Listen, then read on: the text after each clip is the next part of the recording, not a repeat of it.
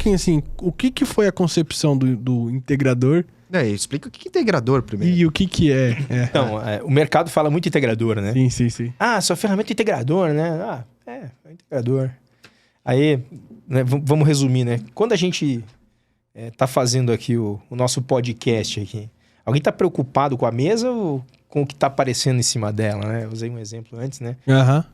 Boa. Então, a parte de integração de produto, ela tem que ser transparente.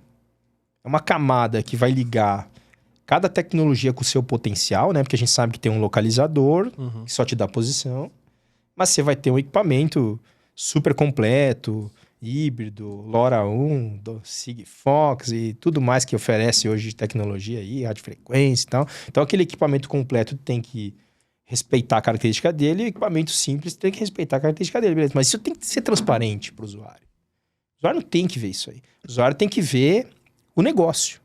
E aí é onde começa o desafio, né? Tipo, você ter uma ferramenta que oculta, vamos falar assim, né? Que deixa transparente para o usuário entender o negócio e não se preocupar tanto com a camada, era uma das dores que o mercado tinha, né? Porque se eu tiver que aprender cada ponto específico de um equipamento, não é uma plataforma unificada, né? Então, e ao mesmo tempo o desafio de manter isso consistente a ponto de criar garantias, né, da operação. Saber que se eu enviar uma mensagem para o equipamento que permite uma mensagem, ela foi enviada, foi recebida, né? Aí vinha aquele mito, né? Tipo, seu relatório é aceito pela companhia.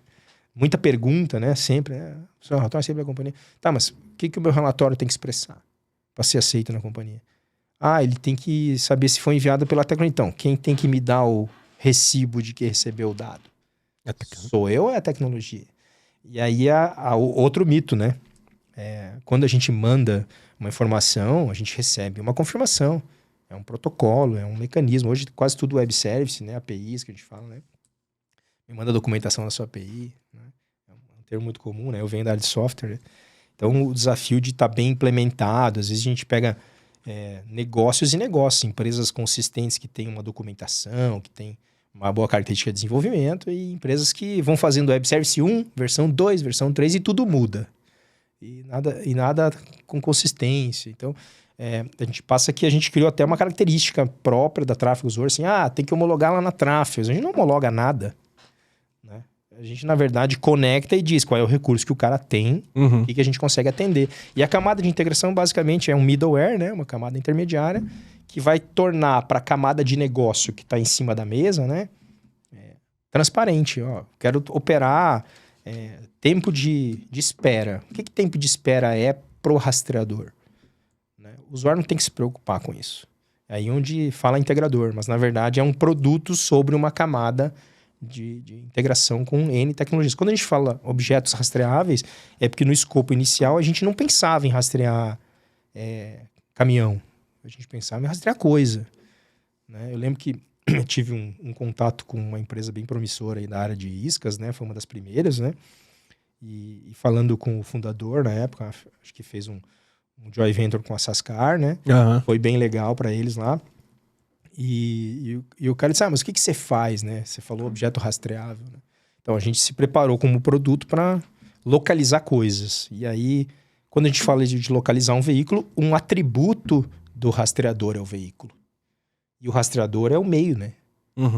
Você integra o dado ao rastreador. Perfeito. Né? E aonde? Na camada do meio do Tráfegos. E todas essas empresas de tecnologia, assim... Quer dizer, o integrador, você consegue trabalhar com todas as empresas de tecnologias? Ou tem empresas que você fala, puta, isso não dá? Não, acho que... Ou é tudo moldável? Não, na verdade, assim, muito baseado em informação técnica, né? A tecnologia A ou B, o que diferencia é a camada de integração do lado dele, né? Quando a gente fala integração, imagine uma porta com duas fechaduras, a de dentro e a de fora. Se ela tá trancada, você não tem usuário e senha, quem tem que te dar esse usuário e senha é a tecnologia, quem é responsável por abrir a porta é a tecnologia. E aí o que ela deixa passar e o que ela devolve, né, por aquela porta é ela que escolhe. Então, se ela tem um sensor de temperatura, ela vai te devolver uma faixa de temperatura. Se ela tem um atuador, que é uma trava, ela vai te devolver uma informação do status da trava, violada ou não violada. E aí você, entendendo essa informação, faz o que tu precisa com ela. né? Se esse veículo, por exemplo, tivesse em viagem, com ignição ligada e uma violação de um determinado atuador acontecer, o que se faz? Aí sobe para a área da companhia a conversa. Né? O que eu faço quando aquilo acontece? Né? Que tipo de ação eu tomo?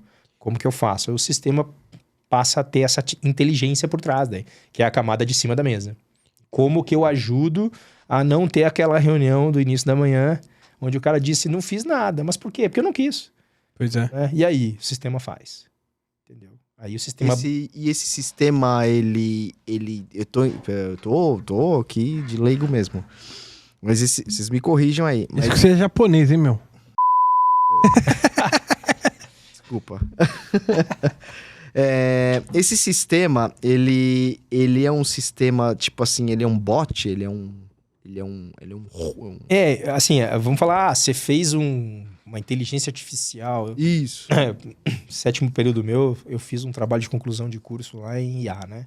Aí na época, já faz bastante tempo isso, acho que era 1999, né? Então, tipo, IA não estava fácil como hoje. Hoje tem muita biblioteca pronta, coisa que você pode utilizar componente para desenvolver.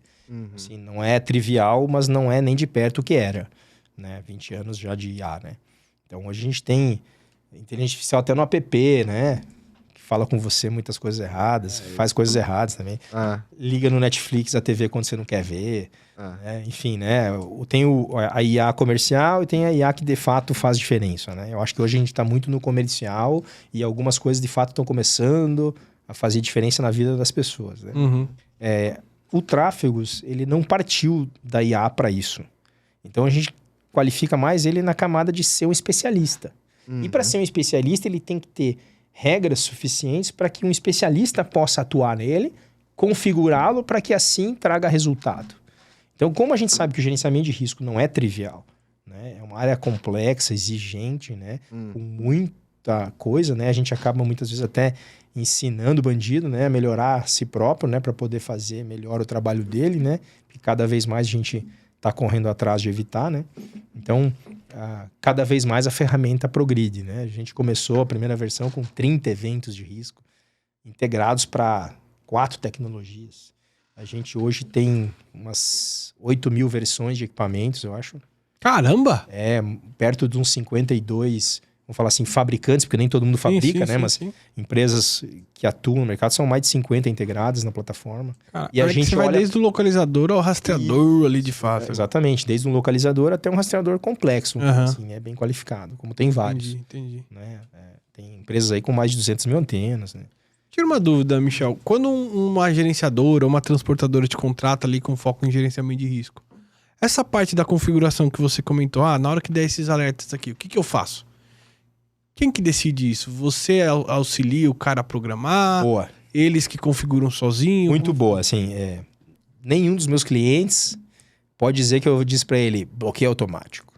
Você não vai ter nenhum diretor de GE, sou amigo de vários, que ouviu isso da minha boca. Entendeu? Tipo, não gosto de integrador porque ele faz tudo automático. Na verdade, a ferramenta, ela no caso da Tráfegos, né, super flexível. Então, o nível de especialização que você quer dar para ela, você dá.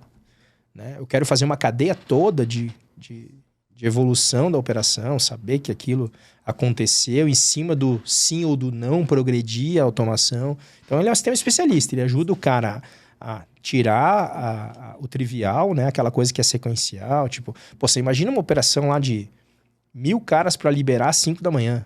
Pois é. Né? Como que faz isso? É muito trivial, ao mesmo tempo, perguntas similares para se fazer pro equipamento ou para a pessoa, né? E equipamento. E aí, estando tudo ok, esse troço tem que funcionar rápido, né? E como que faz com o ser humano para funcionar rápido 1.000 equipamentos?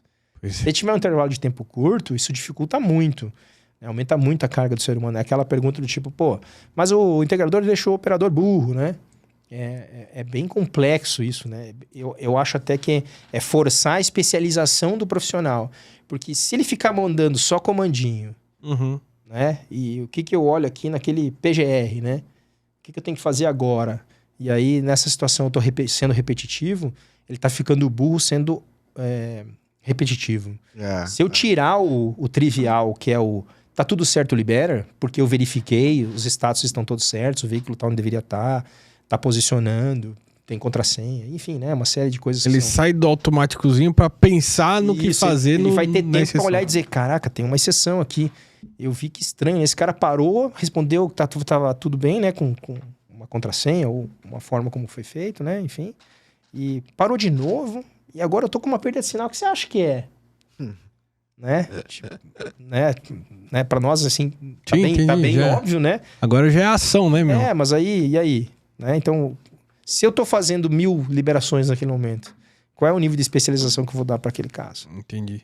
Chama Vai o supervisor para olhar aqui. Vai ficar... Você vai qualificar o cara, porque ele vai ter mais condição de ser mais assertivo, vai se especializar mais em problemas mais reais do que aquilo que tá dentro do normal.